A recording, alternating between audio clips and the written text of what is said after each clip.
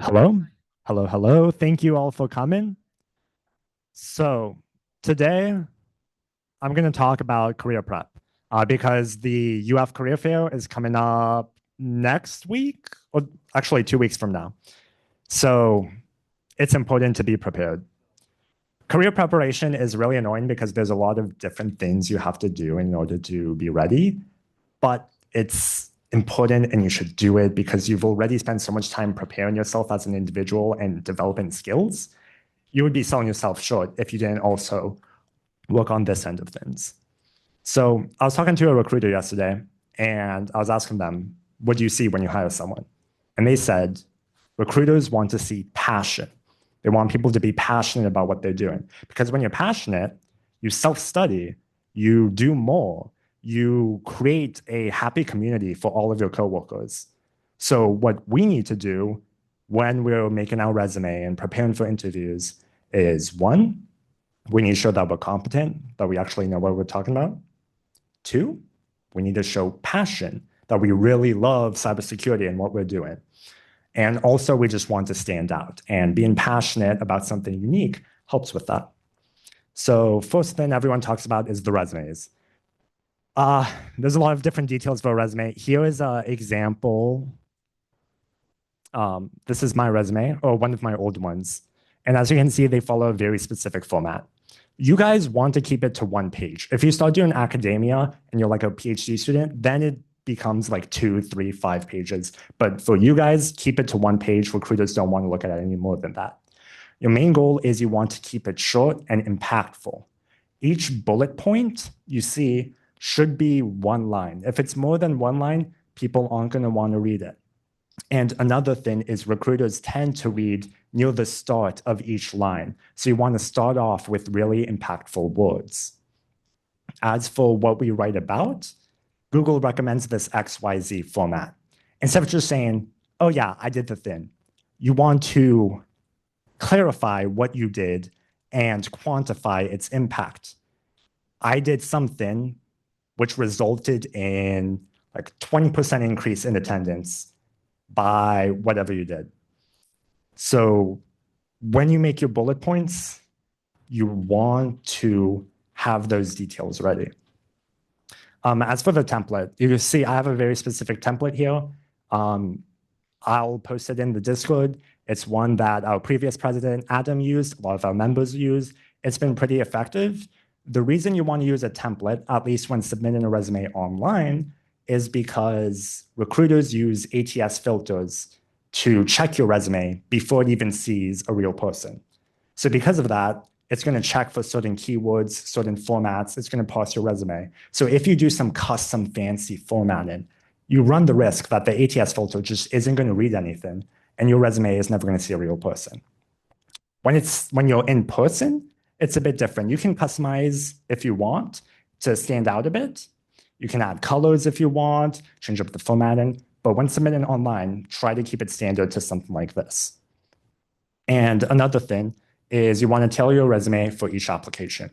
Include details that are relevant to the job you are applying for. For example, there are some huge problems in my first resume over here. If I'm applying for a cybersecurity position, they do not want to see any of my high school experience, any of my experience in like STEM and science, because that is not related to cybersecurity. That's me doing random things.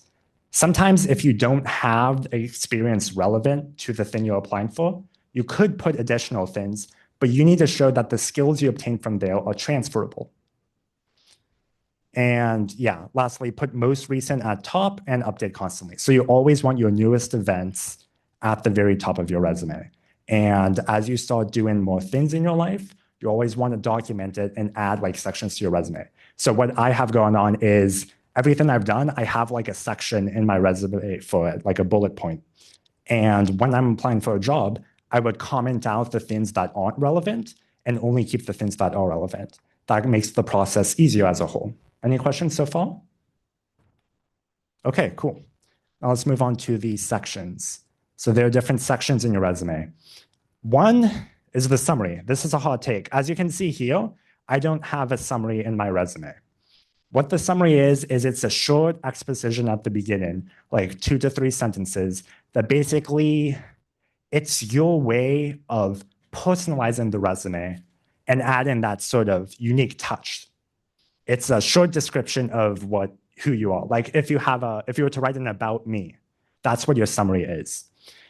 A lot of people don't do summaries. As you can see here, there's no summary. The reason why is because it takes up space. And we're trying to cram as much details as we can in here. If we write a summary, we're just wasting space.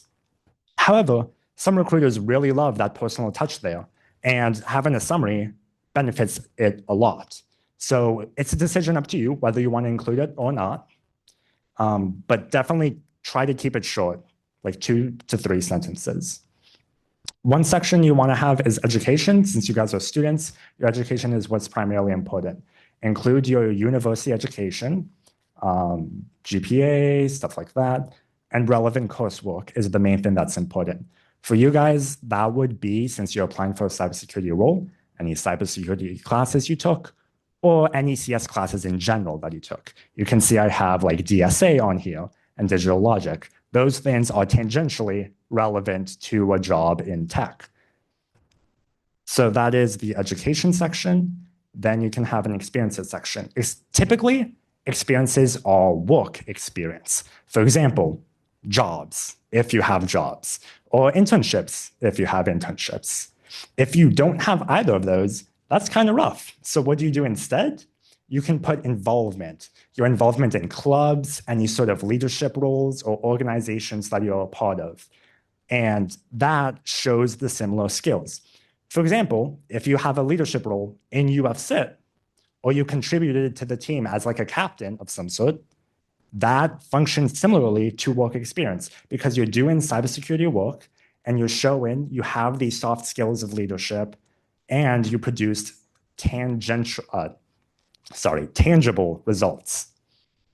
So what you could do is a few things. Since we'll be competing, you can have competitions in your resume. You can either have it as a separate section, or one thing I saw someone do is under their experience, they had a section that was like blue team competitions, and they listed the ones underneath. But the thing is, you don't just want to list it and leave it there. You also want to explain what did you contribute to the team when you were doing this, as you can see here. And then lastly, 2 things. Projects, personal projects are great. They show that you can make things and you're familiar with a bunch of different tools. So you should have a project section. You can keep it really short, where you just list the projects and link to their GitHubs, or you could include a short description to show like what tools you're working with and what skills you developed when doing that. And lastly, you want to have a skills section. You can keep it really short, but you need to show them what are you capable of? What kind of tools have you used before? If you have any certifications, definitely put it there. Things like Security Plus, Networking Plus, CISSP, although no one's going to do that. But certifications are great. And lastly, don't feel afraid to put soft skills on there because soft skills are just as important as technical skills. Again, if you're applying for a research position instead of an industry position, any publications are also useful. So you would include any patents, any publications, journal, whatever, at the bottom of your resume. Any questions on that? Okay, hopefully that made sense. If you ever want someone to review your resume, UF offers a service, and also you can just post it in the Discord, UF-CIT Discord, and we will review it and offer our opinions. So that's the resume. That's your initial way of getting in. Another thing is LinkedIn. LinkedIn is basically a longer version of the resume, but as social media. So you should also work on your LinkedIn and keep it up to date. Here's an example of a really good LinkedIn. It's our previous president, Adams. Oh, shoot, I can't log in. Okay, I'm not going to show you that. But it's the same idea where we split up into different sections. His competitions is a separate section, his organization roles, work experience, etc. If you want to see an example of a good LinkedIn profile, look at his and mimic it to some extent. Another thing is posting. I never post. That's a bad thing. Posting is good for your profile. And the easiest way for you guys to contribute to posts would be like, if you attended a competition, then you can post about that as you see here. That looks good. Any questions on that? Okay, cool. Personal websites are also really awesome because they allow you to showcase both your technical experience and also your personality because you are designing this website yourself. You essentially have full control to do whatever you want as long as one, it's completely functional, and two, it wasn't 100% vibe coded. So some things you can include on your website is blog posts. For example, in this kind of club setting, some things you would blog about are, oh, I went to this competition, here's what I learned from it, and explain your things. Those blog posts go great, especially if you win and you share tips for winning. Another thing that works well is if you're ever developing a tool, sort of like updates or things you learned while working on the tool. For example, I was reading this great series of blog posts about someone that was developing a Linux rootkit. And reading it, it really shows their enthusiasm for the subject and the technical skills they developed while doing it. So blog posts are great. Another thing is any presentations you do. For example, what I'm doing right now. If you have presentations, they, one, are a great resource for the community, and two, showcase your knowledge and those soft skills of being able to present and share knowledge. So like including the slides and a link to the video if you have one. So I know that there aren't a lot of presentation opportunities available like randomly, but the thing is, you're part of this club. We have presentations every single day of the week, every single week. If you have a topic you want to share, feel free to reach out to me. We can get a presentation hooked up with you. I know it's going to be scary at first, but that's the point. It's unusual for you. You want to do it so you can develop these skills and get better and better at it. You can't become a better speaker if you never practice speaking. So to kind of work towards that, yeah, here's some tips for that. Let's see. Yeah. One thing we'll do in the future is something called open mic nights, where if you don't want to do a full-length presentation, we'll instead have a couple people do like 15, 10-minute long presentations. That way, everyone gets some experience, and it's not a huge commitment. So those will be coming up in October, and I'll make an announcement about signups. You guys can do that. Some tips when making presentations. This presentation is actually a really bad example because it was rushed in like 2-3 hours. But what I like to see when I see a presentation are few words and many pictures. Because if you just have a blob of text, kind of turns off the viewer. And another thing, what are you contributing by speaking if everything's already on the slides? You want to add something unique, whether it makes it entertaining and easier to remember, or whether you have stories. Stories are great because it adds a personal aspect to your presentation and gives something for people to connect with. And lastly, memes, because memes are great and people love memes. Including any of those, or best, all of those, will take your presentation to a whole nother level and increase engagement by a lot. Another thing about websites is you can do a lot of crazy things with it. Like here are 2 examples that I thought were really cool for personal websites. Let's see.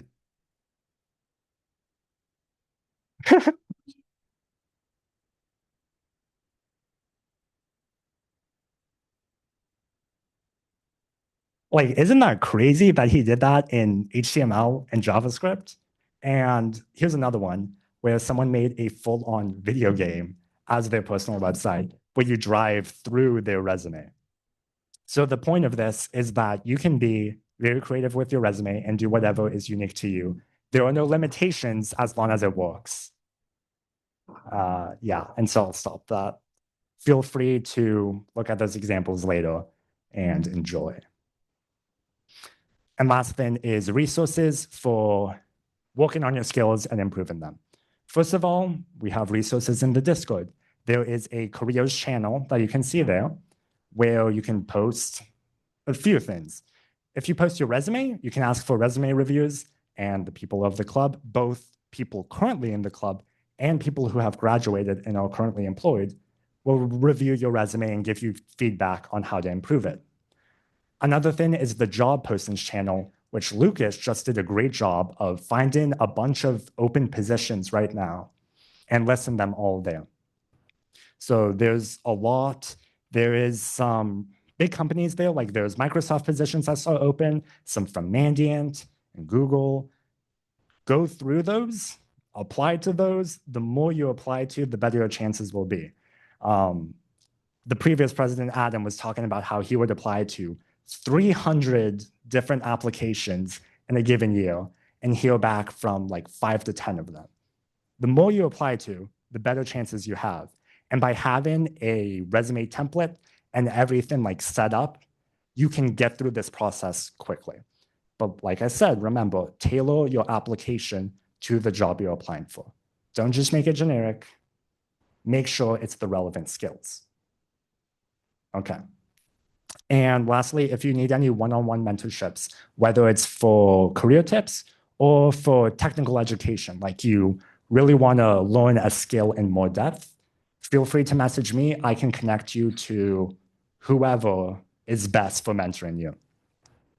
Lastly, UF as a university also offers resources for career development. They have the Career Connection Center, which honestly, they do a lot. They do resume reviews, they do interview tips, they have a lot of events. Like tomorrow, they have quite a few events on interview tips and things related to public speaking. Another thing is that if you don't own professional attire, for example, a suit, UF actually offers a service where you can go there and get that attire for free. For example, if you have an interview or career fair you need to go to. I haven't done it before, so I don't know how good quality it is, but it's nice that they offer it. So that's everything about boring career stuff. Any questions or anything you want me to elaborate on? No? Okay. Yeah, Ben. Dates or like deadlines. Adam like had them all memorized. It's like you ask him the company you're having their like applications, they're like, oh yeah, October. So I do not know any dates or deadlines like that off the top of my head. If you're looking for deadlines for job applications, they should be in the job posting channel. If not, we can go through and add them. In terms of career fairs, everything is happening 2 weeks from now, and that's the only deadline I know of. Other than that, I don't think there's anything big. Yeah. Mhm.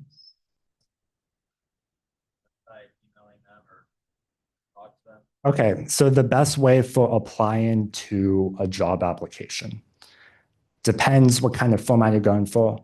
Obviously, applying online is great because you can apply to so many different things. And many times when you go to a career fair and you talk to the companies, they may just tell you, apply online.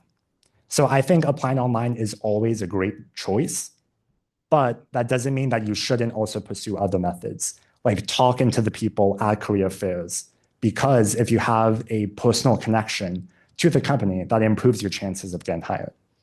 Make sense? Very cool. Yeah, Sammy. Yeah, business cards, that is a great way to identify yourself as like unique and stand out. I don't know. I don't know. I don't have a lot of evidence to say whether it's good or bad. If you want to do something specific, like for example, if you're really into hardware design and you want to design some super fancy chip on your business card and give that to recruiters, that might impress them. But just the generic business card, I don't know if we're developed enough right now to be able to do that. I think resumes is the way to go for now, unless anyone has any objections to that. No? Yeah. Anything else? Okay, cool. So now I'm going to talk about networking.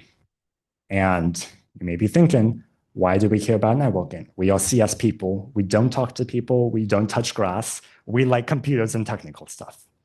The problem is the people that hire you are real people. The people you're going to work with are real people. You need, yes, the people, you need to be able to communicate effectively with people because no matter what you do in a career environment, There's going to be real people there, and you need to talk to them. Another thing is that the more people you know, the more connections you have, the more opportunities present themselves. You, as a person, do not have enough time to be an expert at everything. But each person can be an expert at something. Dr. Wilson, who retired, said something great. He said that if you want to be good in cybersecurity, there are about 100 people that are great at it, and you need to know every single one of them. Networking is important. It opens up opportunities, and it makes it a lot easier to get the resources you need. So let's talk about how can we network.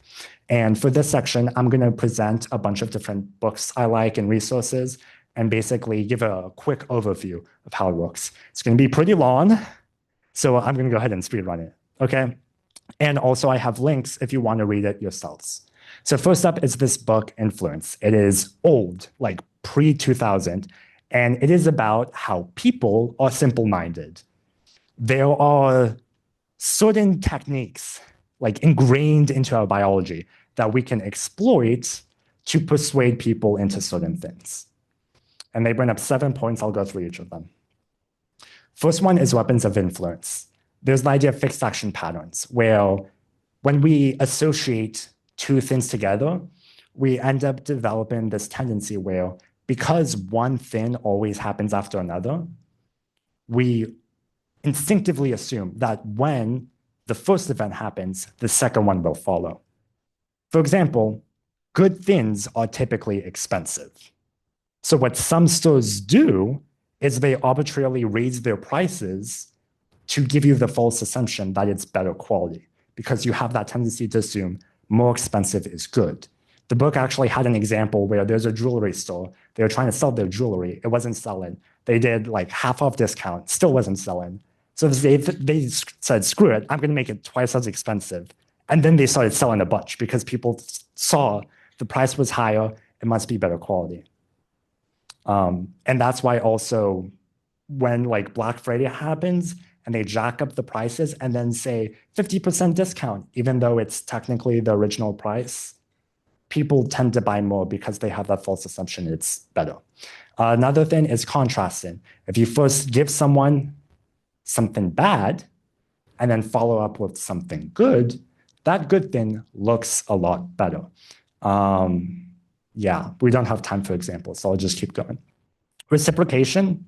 People have this tendency, because we're social creatures, that if I give something to you, you feel obligated to give something to me. And there's a few ways that people exploit this. They can try to force gifts onto people. For example, if you're going around Turlington Plaza and these random religious guys keep coming up to you and try to give you certain things, whether it's a book or a flyer or a flower, and you're like, no, no, no, but they keep insisting. The thing for that is, if they're able to give you something, then you feel a moral obligation that you need to give something back to them, whether it is participation or monetary donations or whatever. Yeah, yeah. Another thing that's interesting is concessions. Basically, if you're in an argument with someone or you're debating with someone, you can start off with something extreme and then back off. And they'll see, oh, you're being reasonable, you conceded, I feel obligated to concede too and give you something. So that's another way this can be exploited. Another thing is commitment and consistency. People like to stay consistent. If you get them to say yes, they will continue to say yes. It's this foot in the door technique. So the way that people phrase things could try and get people to be accepting at first, and then it gradually builds into more and more extreme things. Oh, yeah. No, there's examples we don't have time for. We can keep going. Social proof, people follow the crowd. Oh, yeah, interesting. People like group tendencies. There's this thing called the Werther effect, where after someone famous commits suicide and it gets published all over, suicide rates increase because people see, oh, that's what the cool people are doing. I should do it too. It's crazy, but it's true. Another thing that's crazy is there's this profession called clack. What it is people will pay someone to come to their presentation or performance or whatever and clap for them. And that increases the enthusiasm from everyone in the crowd because they see, oh, someone in the crowd is clapping. This must be great. And so everyone joins in with the crowd. Yeah, more things. There's just, if someone likes you, they're more likely to trust you. And there's a few different traits that lead to that. But yeah, I'll skip that. Another thing that's not surprising, authority. I'm also going to skip that. And scarcity. If something is rare, people want it more. So those are the 7 things. And the reason I skipped most of it is because this is an old book and its statements are no longer very true. That's because people for years and years have been scamming others through techniques like phishing and scam phone calls. And as a result, people are used to these things lead into them getting exploited. And so it doesn't work that well anymore. I'll skip this section for time. Trust is at an all-time low right now because people are so used to being exploited. People don't trust governments anymore. People don't trust institutions like healthcare, universities, banking systems. Right now, trust is dead. And that's why it's really important when trying to network with people to build up their trust. And that's what this book is that I really like. The Code of Trust. It was written by someone who was the head of behavioral analysis at the FBI. His job is to study people, how they act, and how to get them to trust you. So here is what he learned in his years of experience. In order to inspire trust in someone, you first need to prove that you're trustworthy, and then you need to convince them of it. How do we prove that we're trustworthy? There's 5 things that we need to satisfy. 1, suspend your ego. 2, be non-judgmental. 3, validate others. 4, honor reason. And 5, be generous. And I'll talk about each of these in more detail. So first, suspend your ego. No one likes someone who's cocky and acts like they know everything. If you put up a harsh outside and you say like, oh yeah, I know everything, I don't care about your opinion, people aren't going to want to listen to you. And as a result, they're not going to like you very much and not give you any useful information. This hurts connections. So one thing you need to do is you need to be able to suspend your ego. If someone tries to come at you aggressively, don't fight back against them. Apologize. Apologizing is great for getting people to trust you. And people might have this belief that if you always just apologize and you don't ever fight for yourself or defend yourself, that you're just going to get walked over and people are going to exploit you and all that stuff. That's not really true in practice because if I am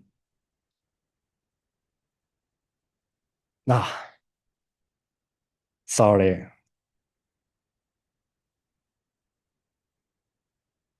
So sorry, I just had a brain fart. I'm so sorry. Uh,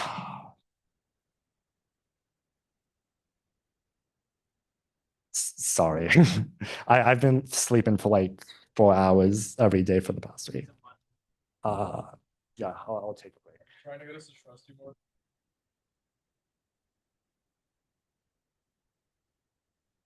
Okay, sorry about that.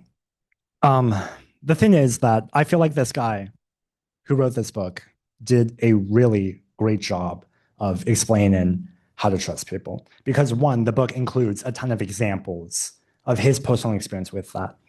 And I don't have that. So when I'm up here talking to you, I feel like I can't do a good job of explaining everything that he explains in his book. So instead, what I'm going to do is I'm going to walk through the points and explain very generally what his message was. The number one thing in order to get people to trust you is you need to put them first. If you only think about yourself, other people are also only going to think about themselves. If you put other people's first, other people will want to put you first, and that opens up lots of possibilities for you. And in order to do that, you need to get people to trust you.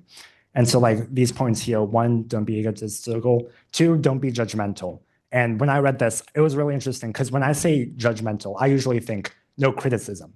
But that's criticism isn't the same thing as judgment. Judgment can be good, judgment can be bad. Both ways, you don't want to give that to other people at the start. The reason is, even if you give people good judgment, there's a chance later on that that good judgment can be taken away. And so other people get more self-conscious and they don't feel as comfortable around you because they worry, what if that good judgment goes away and becomes bad judgment? So one thing is, whenever you're talking to someone, you don't want to offer your own input at the start. Only if they ask for it, that's when you give your input. You need to be like a neutral listener. No judgment, just listen to what they want to talk about. Another thing is, if someone asks you if they did something wrong, people are their own worst critics. People like to point out their own flaws, and you don't need to contribute to that. If someone comes to you asking about their flaws, recognize it. Like, they do have flaws, they point it out, but let them recognize it for themselves because they know themselves best. They don't need your outside judgment and your outside criticism to help them figure out what's best for themselves. They can do that on their own. They just need someone to talk to and encourage them for that. So this is exactly what I was saying. People are their own worst critic, and they're smart enough to figure things out for themselves. And what you want to do is guide them to that solution, validate their logic. So validating isn't the same thing as agreeing with someone. Validating is just saying that your logic makes sense. The things you are saying and thinking make sense. So when talking to someone, they're looking for validation, and you want to give them that. You don't have to agree with what they're saying. You just need to tell them whether what they're saying makes sense based on what they think. Yeah. And then the last two things are honor reason. People like reasonable things because it makes sense. If you're unreasonable, people won't like that and won't want to communicate with you. And the last one, being generous. If you're generous to people, they'll want to be generous back. It's intrinsic to our nature as a social species. And you'll notice I have these purple things at the top. These are referencing the examples in the book that I thought explained this really well. For example, the validating others. There's this video. It's an ad of like, there's a woman and her partner, and the woman has a literal nail stuck in her head. And she's like, I have this pain in my head. It won't go away. It hurts so much. And I don't know what to do about it. And the boyfriend says, well, there's a literal nail in your head. She's like, it's not about the nail. Because it's not. It's about how she feels. And trying to solve the problem it's not what she needs to hear. She can figure that out for herself. It's obvious that there's a nail in her head. What you need to do is recognize, yeah, that must suck. It really hurts. Let's try and work on this together. So yeah, the book has a lot of different examples like that, and I think it is a great read. But afterwards, after it talks about why you need people to trust you and what is trustworthy, it talks about how do we actually make that happen. And so this is the part that you want to take away and apply in your future conversations. Number one, align your goals. You want something, and the people you're talking to want something. Wouldn't it be great if we could get those two things to align with one another, find some way to spin our wants so that we can both benefit from this mutual connection? That is what's important. A lot of people have surface level goals, immediate things that they want, like I want pizza. But in the long term, will you live a happy life if you get pizza now? Not really. Okay, maybe some people are saying yes. Yeah. Maybe for some people that is your ultimate goal. But maybe that ultimate goal is I want to be well fed. I want to have enjoyable experiences, things that everyone probably has. And it's these ultimate goals that you should be striving for. Take time to figure out what is it that you really want, not the surface level things, the deep things. And think about it, because these things are important for your long-term future. And the thing is, when interacting with people, sometimes our short-term goals don't always align. And that can be a problem. But your long-term goals, we can get those to align. So keep in mind what is it that you want in the end and have all of your interactions strive towards that. Second thing is apply the power of context. People have lives. Their way they think is framed around the life they live. So we need to take the time to understand what kind of person are they? What do they need? How do they think? And how can I talk to them in a way that will make them, not that will make them like me, talk to them in a way that they want to hear. If we make other people feel happy, that helps build connections with them. And that's beneficial for everyone in the long term. So actually, let's talk about this in more depth. In general, people can be broken down into 4 different categories. And that's based on how they communicate. So there's one thing, which is, are they direct or indirect? And here there's a checklist. It can take some time to go through and think about, okay, do I fall in the first category or do I fall in the second category? It's not completely one or another. You might be a bit of both. But this kind of shows you what kind of person you are. For example, I think I am direct. And another thing is finding context. Are they more oriented towards tasks or are they more oriented towards people?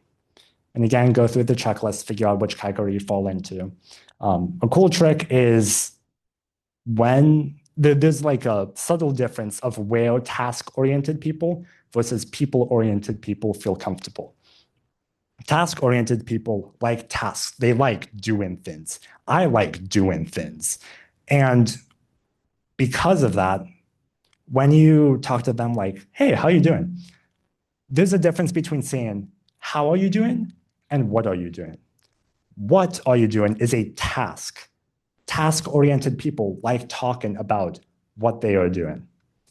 Additionally, where do they feel most comfortable? For task-oriented people, it's in their office because that's where they do their tasks. So these are like subtle things that if you keep in mind, you can help the other person feel more comfortable and more open. Meanwhile, on the other hand, people-oriented people, they like to be asked, how are they doing? And they feel more comfortable in their home. But anyways, when you go through the list and you figure out where the person lies, then you can get a sense of which personality type they are. There's 4 of them: dominance, influence, steady, and conscientious. And based on this, your person is going to have different desires and different things they need to succeed. So if you're a leader and you're working with people, it's important to understand what kind of person they are so that you can give them the things they need to be their best. Another thing is over here, there's a bunch of different scenarios when talking to them in a work-oriented setting about what things should you focus on when talking to them. And I have one of these for each personality type. It doesn't matter for me to go through all of them. The point is it's here for you guys to reference later. That way, when you're talking to people and you know someone's a certain personality type, you can look and reference, okay, yeah, I need to make sure that they feel confident because that's what they need in order to succeed. Another thing is, one, this book keeps on mentioning this term, sempergampi. What it means is always be flexible.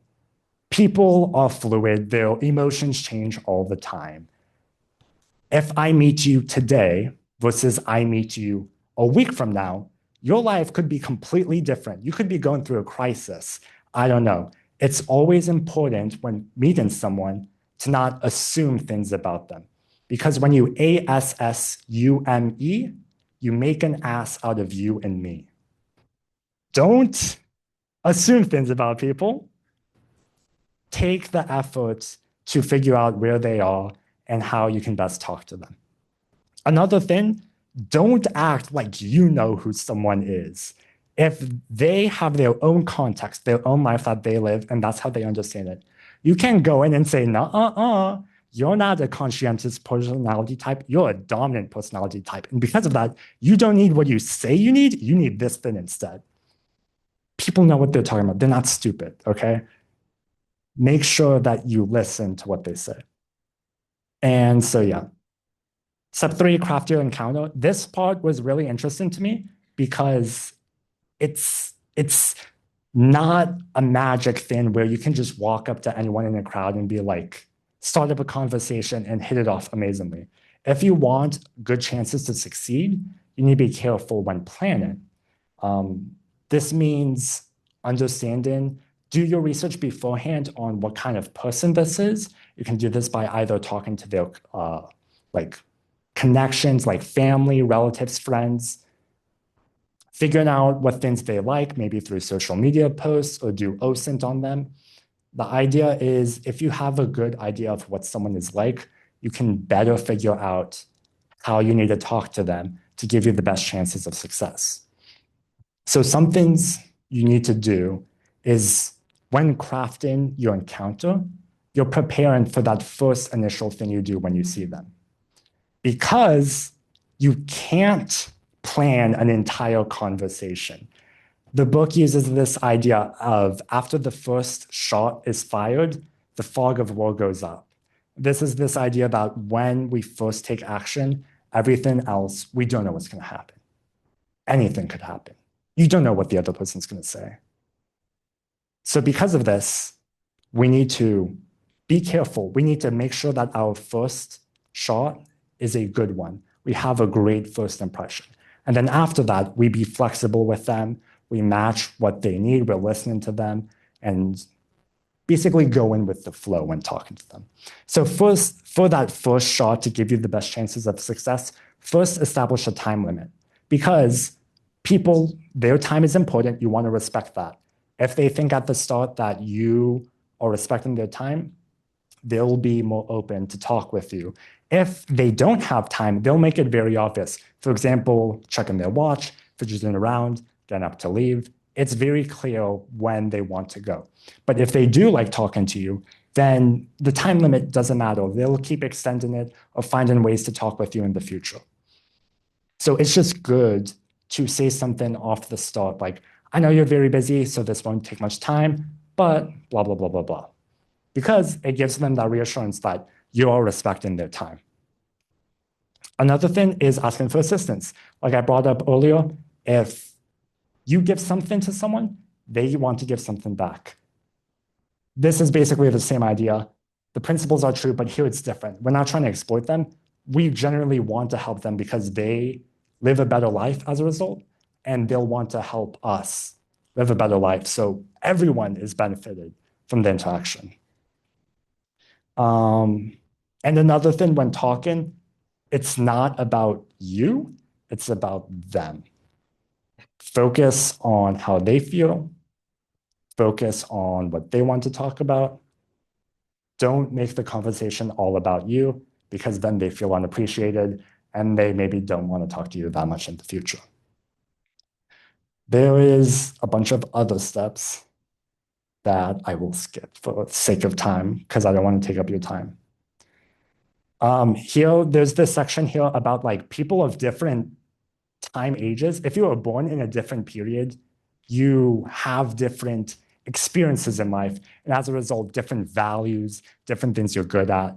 So you can actually tailor your conversation depending on what age of person you're talking to. And here it lists like what things they went through, what things they value, and some things you can ask about to get them to talk about the things that they like to talk about. Yeah, we can skip this. And lastly, connection. This whole section is after you fire that first shot, after you make the first connection, how do you keep the conversation going in a good way? And the main thing, there's a lot of points here. So go ahead and read all these later because I don't want to take up your time. The gist of it is a lot of these are saying focus the conversation around them. And a great way to do that is by asking them questions. Direct the conversation using your questions. If you want the conversation to go a certain way, you can't force them into it, right? If they have a topic they want to avoid, you can't force them to do it, but you can prod to see if they're interested based on the questions you ask. Another thing, make sure you're actually listening to them. When people feel heard, they feel better and they're more open. They're going to talk about how they really feel, and that allows you to better align your goals with them. And nonverbal communication is a thing that you can point out. Quick idea is if someone likes talking to you, for example, if someone's talking like this, either they have their arms crossed or their legs crossed, or they're facing you either head on or like this. What do you guys think if you're talking to someone and they're like talking to you like this? Do you think I like him very much? Or do I look uncomfortable?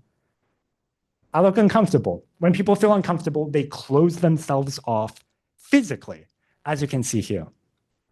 However, if I'm talking to you casually, like this, I have a smile, my eyes are up, all these different things. My arms right now, they're not closed, they're open. My legs are open. I'm chilling. I'm happy here. I like this conversation. This is going well. This lets you pick up on when talking to someone.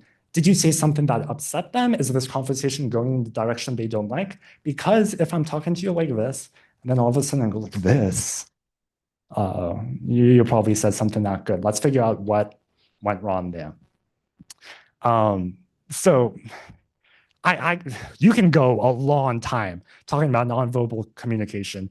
It's whole thing. Number one tip I would take away from this is when talking to someone, if you show them your jugular vein, that makes them like you more. It's a crazy thing, but it like exposes you. It makes you sensitive.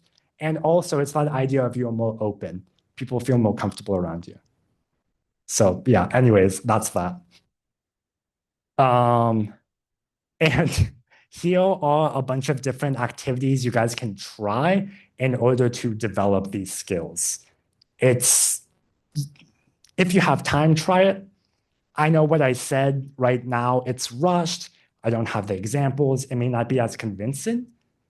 Give the book a read yourself, see if you like it. I thought that these were incredibly impactful for being able to talk to someone and build in connections that last a really long time. Because the role of these FBI people is they want to form connections with their informants that last years.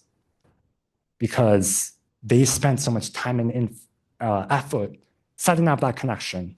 If they just sever it instantly because they are exploiting the person, that's so much wasted effort. Just be nice to them and they can help you for years instead of months. So yeah, the book also has a lot of cool spy stories, so I like that. And then here are two last things. If you want to get better at public speaking, there's this YouTube channel, Vin. He has a lot of great tips on how to get better at public speaking, feel more comfortable. Main thing he talks about is your voice is an instrument. You should learn how to use it. You guys, all of you, can become great public speakers. You'll have your own styles and your own way of doing things.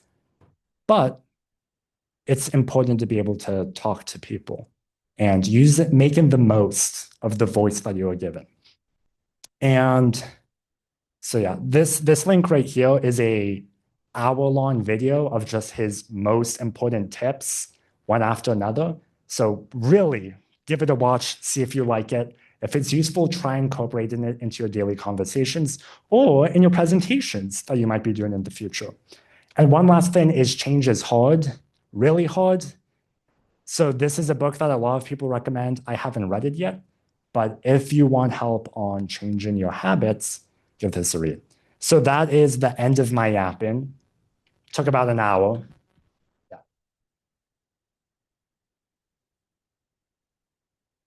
Thank you guys. I wish it could have went better. I wish I had more time to go in depth of all of these examples, but I hope you took something away, something useful away from this. And like I said, I included a lot of links. So if something interested you, go read the source material for yourself and get that experience. So thank you all for coming. If you want to talk more about any points, feel free to come up and talk to me. Other than that, you're welcome to go and get more pizza.